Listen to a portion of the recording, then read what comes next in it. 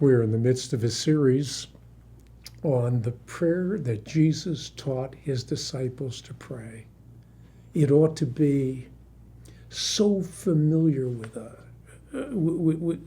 so familiar to us that every part of it is inculcated in the warp and woof of our being.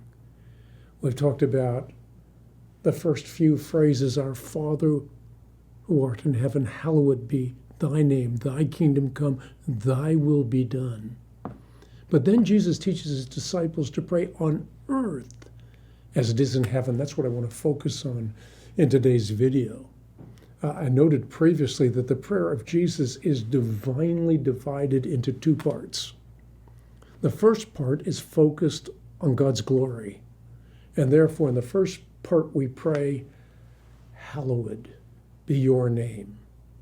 Your kingdom come. Your will be done. The second part is focused on our needs.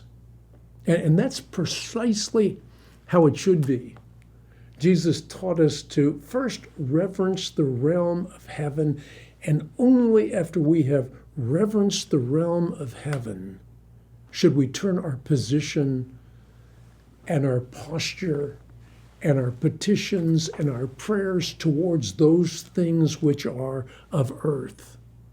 So the phrase on earth as it is in heaven, it turns out to be this glorious reminder that the Shekinah glory that once filled Solomon's temple will of a certainty fill the new heavens and the new earth. The earth is going to be filled with the knowledge of the glory of the Lord as the waters cover the sea. I want you to think for a moment of Bethel. Bethel in the Bible was this ordinary place that became sacred space when Yahweh, in other words, when the creator of the heavens and the earth appeared to the father of Israel, and then suddenly that which was ordinary became extraordinary. Bethel was transformed into the sacred space of God. And that's why Jacob said, this is none other than the house of God. This is the gate of heaven. Another analogy would be Mount Sinai, which became a sacred space when Moses encountered God's glory. To the Israelites, the glory of the Lord, it looked like a consuming fire on the top of the mountain. A glimpse of glory was unveiled when Joshua encountered sacred space, when he neared Jericho. So the top of the mountain was sacred space, but also the glory of the Lord invaded Jericho, of all places. Thus, the commander of the Lord's army said, you are to take off your sandals because the place that you're standing on right now, that's holy place. Let me give you one other example, and this is the Garden of Eden. It was the quintessential sacred space because it was in this space that God walked with the parents, our parents, the parents of humanity, in the cool of the day. But all of this is but a portrait of what will be when the veil between where God is and where we are is permanently removed.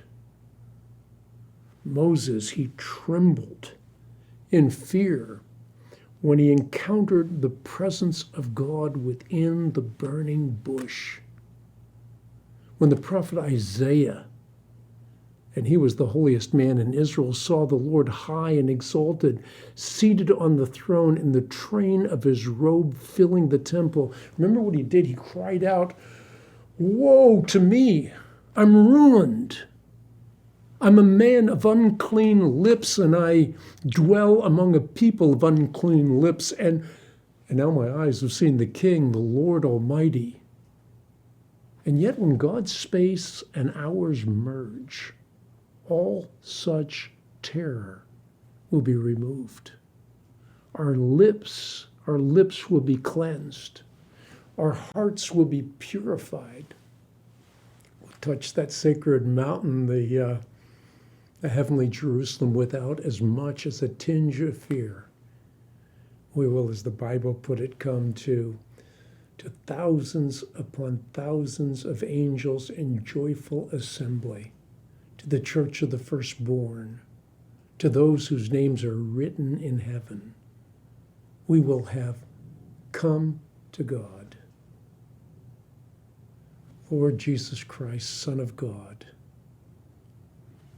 may your kingdom be established on earth as it is in heaven.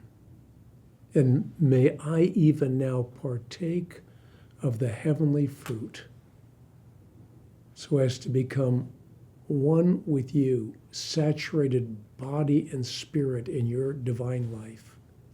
I think we have to have a proper understanding of human anthropology. In the Garden of Eden, we have this incredible picture of a liminal space, a sacred mountain, as it were, in which God communes with humanity. So the sacred space is a place that God sets apart for communion. And in that sacred space, we have a mountain range that reaches up to the very Shekinah glory of God. And we have a tree of life at the apex of that garden. Of course, Adam and Eve were banned from the garden because they ate from the tree of knowledge. If they had eaten from the tree of life, they would have had infallible knowledge. That would not have been withheld from them, but they would have had more. They would have had immortal life. They would have had the divine life coursing through their veins. Instead, they were cast out of Eden. But on the cross, Jesus gave us access to divinity once again,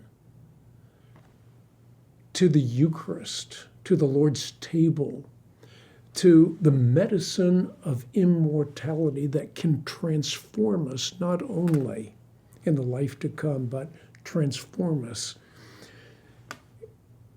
in this life. Well, that's the subject of another video. We're now going through the prayer of Jesus. I've mentioned the first part of the prayer of Jesus. In the videos to come, I'm going to talk about the second part of the prayer of Jesus. In the first part, we pray, Our Father who art in heaven, hallowed be thy name. Thy kingdom come, thy will be done on earth as it is in heaven. In the second part of the prayer, Jesus talks about our daily needs and those things that affect what we do every single day in our life. We'll be talking about that in an upcoming video.